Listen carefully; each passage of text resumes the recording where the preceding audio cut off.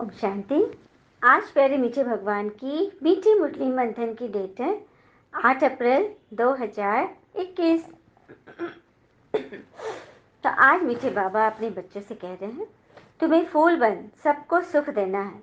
फूल बच्चे मुख से रतन निकालेंगे। भगवान हमसे कह रहे हैं कि हम फूल बन रहे हैं, क्योंकि भगवान को बबुलनाथ भी कहते हैं ना। बबुलनाथ मतलब कांटों को फूल बनाने वाले। हम बच्चे कांटे बन गए थे। एक तो होते हैं जो दूसरे को कांटे चुभाते हैं और एक खुद को चुभाते हैं। कोई कुछ बोला, उसको नहीं बोल के हम अपने आप को दुखी करते हैं। और कहते हैं इसका सबसे मेन रोल किसका होता है पता है? शब्दों का। क्योंकि ये शब्द है ना, हाँ, दुश्मन से भी यदि हम बोले ना तो बहुत संभाल के बोले, तोल मोल कर बोले। शब्दों से भी शिक्षा व संस्कार झलकने चाहिए। पुष्प नहीं बन सकते तो कांटे तो मत बने। शब्दों में बड़ी जान होती है। शब्दों से ही रिश्ते बनते व बिगड़ते हैं। और एक शब्द है, एक शब्द ही तो है तलाक। तलाक तलाक तलाक बोलकर किसी औरत की पूरा जीवन, उसकी सारे जीवन की सेवा व्यर्थ चली जाती है। शब्द ही तो है ना। सिर्फ शब्द से ही क्या अंजाम हो जाता है? शब्द से ही हम आरती बोलते हैं, अरदास व अजान भी होती है। तो शब्द की कितनी वैल्यू है। शब्दों की मर्यादा को कभी नहीं खोनी चाहिए। बहुत बहुत बहुत संभाल के हमें अपने मुख से शब्द निकालने चाहिए। वही बाबा बोल रहे हैं ना कि तुम्हें मुख से सदैव रत्न निकले, पत्थर नहीं। बहुत संभाल करनी है।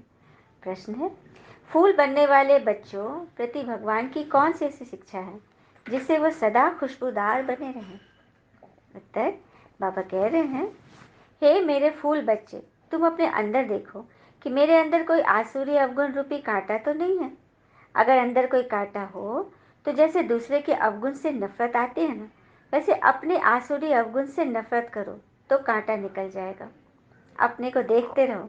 मनसा वाचा कर्मणा, ऐसा कोई विकर्म तो नहीं होता जिसका दंड भोगना पड़े। बाबा अपनी चेकिंग करने बता रहे हैं कि हे मेरे फूल बच्चे, अपने अंदर देखो। हम क्या करते हैं जनरली? दूसरे के अंदर देखते हैं। अपने अंदर देखेंगे ना, अपने अवगुणों से हमें जब एकदम मेरा मन फट जाएगा अपने आप से, तब हम उसके सुधार के लिए अपने आप को एकदम उसके एक प्रयास में डाल देंगे और तभी वो कांटा भी निकलेगा। तो मन वचन कर्म से ऐसा कोई विकर्म नहीं हो जिसका हमें आगे दंड भोगना पड़े। क्योंकि कहते हैं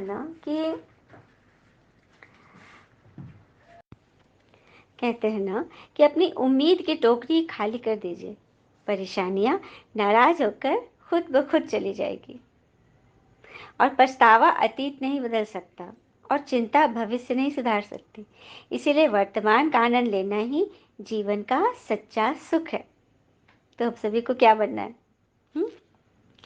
फूल बनना है, कांटे ने। बाबा ने आज हमें यही पाठ पढ़ा रहे हैं हमें। अब शांति। बाबा सभी बच्चों को बैठ समझाते हैं। इस समय यह रावण राज होने कारण मनुष्य सब है देह अभिमानी, इसीलिए उन्हों को जंगल का कांटा कहा जाता है। यह कौन समझा रहे हैं? बेहद के पिता अर्थात हमारे शिव बाबा, जो अब कांटों को फूल बना रहे हैं। कहाँ कहाँ माया ऐसी है जो फूल बनते बनते फट से फिर कांटा बना देती है। सच बात है, बच्चे फूल बनने की राह पर चल पड़ते हैं, लेकिन फिर अचानक से कांटा बन जाते हैं, दुखी हो जाते हैं। इसको कहा ही जाता है कांटों का जंगल। तो इससे हमें अपनी संभाल करनी है। शिव बाबा फिर आगे समझा रहे कि मैं तो हूँ रहमदिल। बाबा को तो सबका कल्याण करना है, फिर भी जाएंगे कहाँ? देखेंगे बरोबर आग लगती है तो फिर भी भगवान की हम शरण लेंगे। भगवान है सर्व का सदगति दाता, पुनर्जन्म रहित। वो जन्म मरण में नहीं आते, इसीलिए तो उनको फिर सर्वव्यापी कह देते हैं। जो कि अब तुम्हारी बुद्धि में सारा ज्ञान है कि ईश्वर को सर्वव्यापी क्यों कहते हैं। मित्र संबंधी आदि सबके साथ तुम्हें संबंध निभाना है। उनमें है आसुरी गुण, तुम्हारे में है दैवी गुण। तुम्हारा काम है औरों को भी यही सिखलाना। तो ये मंत्र देते रहो कि किस तरह से हम ज्ञान श्रीमत पे चलकर अपने अवगुणों को निकालते जाते हैं। हाँ, फिर आगे बोल रहे बाबा कि सतयुग में राजा रानी बनेंगे और प्रजा भी अंडरस्टूड बनेगी। अभी तुम समझते हो राजा रानी तथा प्रजा कैसे नंबरवार बनती है। गरीब जिनके पास 2-5 रुपया भी नहीं बचता वो क्या देंगे, उनको भी उतना मिलता है जितना 1000 देने वाले को मिलता है। सबसे ज़्यादा भारत गरीब है। किसको भी याद नहीं कि हम भारतवासी कभी स्वर्गवासी थे। पापा इसको क्लियर करके बता रहे, क्योंकि स्वर्ग का नाम आते ही उंगली कहाँ जाती है, ऊपर। हमारे बुद्धि में है कि स्वर्ग ऊपर है, लेकिन भगवान ने हमें यह परिचय दिया कि स्वर्ग कहीं ऊपर नीचे नहीं है, स्वर्ग यहीं धरती पर है। और ये दिल्ली ही उसकी राजधानी बनेगी, सत्युग की राजधानी। तो इसी को तैयार कर रहे हैं बाबा। हम बच्चे ऊपर स्वर्ग इसलिए दिखाते हैं ना कि जब हमारी ऊंची अवस्था हो जाती है, जब हम दैवी गुणों गुणों की पराकाष्ठा में पहुंच जाते हैं, मतलब ऊंचाई में पहुंच जाते हैं, तो हम स्वर्ग में पहुंच जाते हैं। इसलिए स्वर्ग को ऊपर दिखाया गया है। बाबा फिर बोल रहे हैं कि मनुष्य देवता बनाने के लिए कितनी मेहनत करनी पड़ती है। बाबा फिर कह रहे मुझे याद करो तो तुम कांटे से फूल बन जाएंगे। मुख से कभी पत्थर नहीं निकालो, फूल बनो। क्योंकि यह भी पढ़ाई है ना, लेकिन चलते चलते ग्रहचारी बैठ जाती है तो फेल हो जाते हैं, होपलेस से भी होपलेस हो जाते हैं। फिर कहते हैं कि हम बाबा के पास जाएं। मतलब बच्चे जब घबरा जाते हैं ना तो मन फंसता है, मन ग्लानि से भर जाता है, तो कहते हैं कि हम भगवान से जाकर बात करें।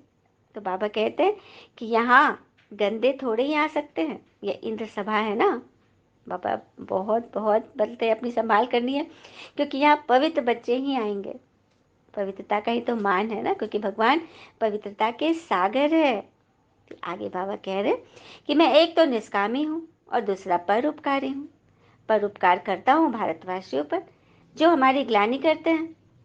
भगवान कह रहे कि हमारी जो ग्लानि करते हैं, मतलब ईश्वर को जब हम कह देते पत्ते पत्ते कंकड़ पत्थर ठिक्कर में सब में भगवान है, तो भगवान कह रहे कि ये मेरी ग्लानि है।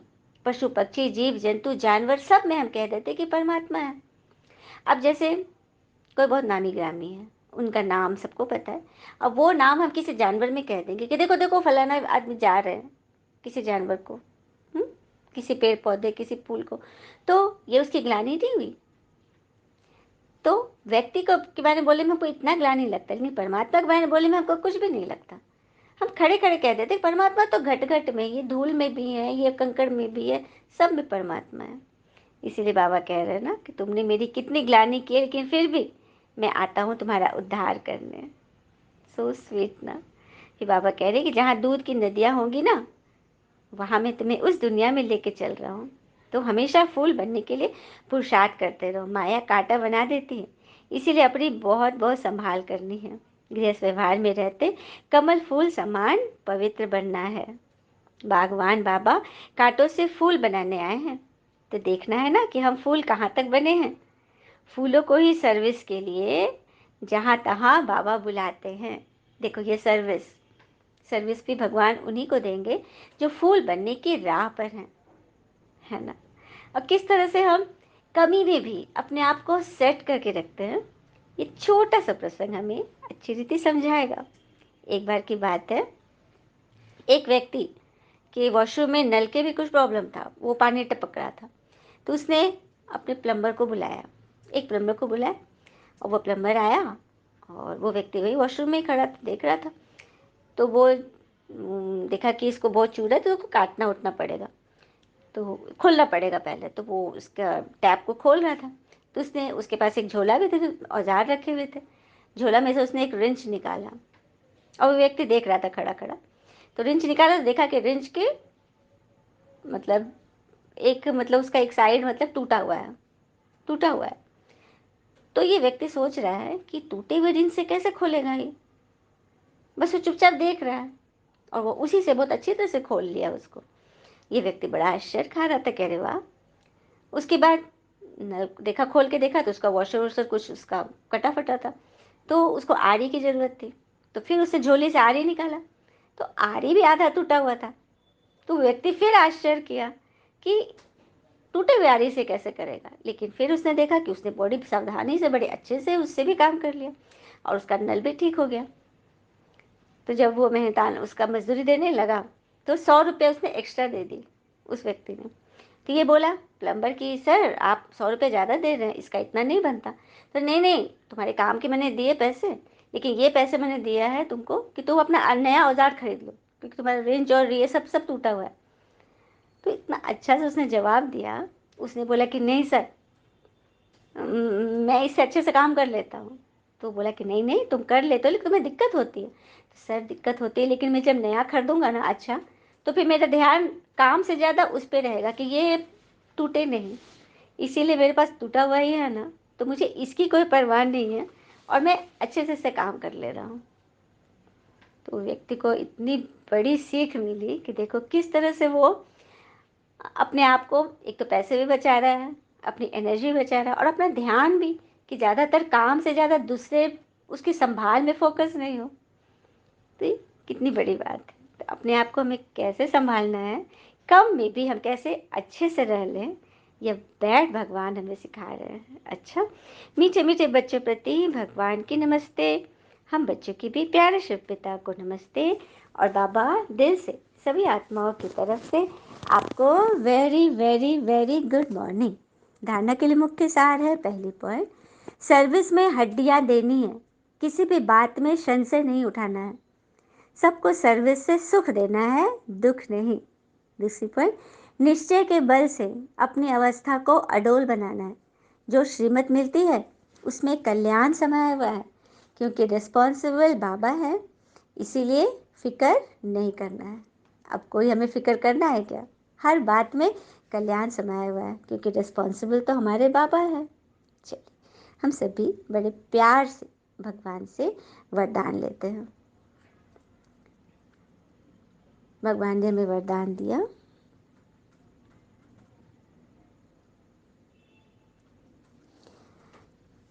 हाँ दूसरी पॉइंट भी धारणा की है, खुशबूदार फूल बनने के लिए अवगुणों को निकालते जाना है, श्रीमत पर बहुत बहुत नम्र बनना है, काम महाशत्रु क्रोध महाशत्रु से कभी भी हार नहीं खानी है, युक्ति से स्वयं को बचाना है, माया की ग्रहचारी से बचने के लिए मुख से सदैव ज्ञान रत्न निकालने हैं, संग दोष से अपनी संभाल करनी है, क्योंकि संग तारे कुसंग बोरे।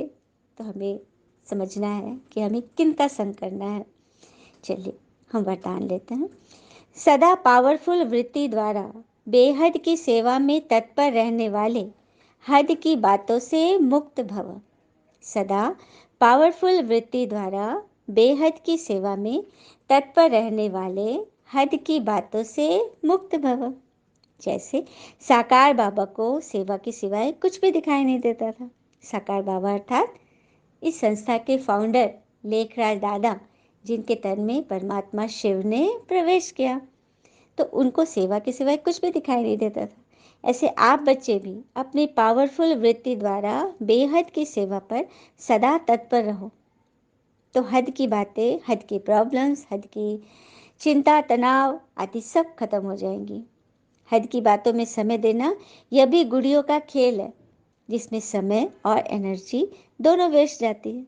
इसीलिए छोटी छोटी बातों में समय व जमा की हुई शक्तियाँ व्यर्थ नहीं गवाओ।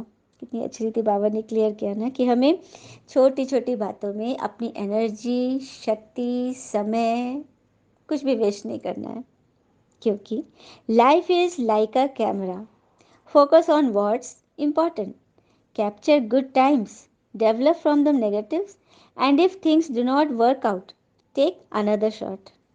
अर्थात लाइफ को कैमरा के फोकस की तरह यूज़ करो, ऐसे उन चीज़ों पर फोकस करो जो इम्पोर्टेंट है, उसको कैप्चर करो, सेव करो अच्छे समय को, और नेगेटिव में से पॉजिटिव को डेवलप करो, और जो चीज़ काम में नहीं है तो फिर से अनदर शॉट ले लो।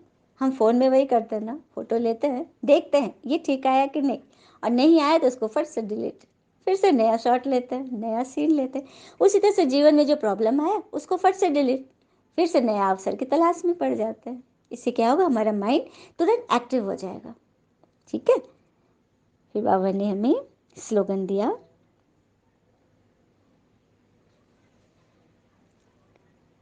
सेवा में सफलता प्राप्त करनी है तो बोल और चाल चलन प्रभावशाली हो। देखो सफलता सभी चाहते हैं, तो उसके लिए हमें क्या करना है, अपने बोल और चाल चलन एकदम प्रभावशाली रखो, जिससे हर कोई प्रभावित हुए बगैर रह न सके। अच्छा, मी ओम शांति। शुक्रिया मीठे बाबा, वो बाबा के प्यारे प्यारे बच्चे। थैंक यू बाबा। All is well always. ओम शांति।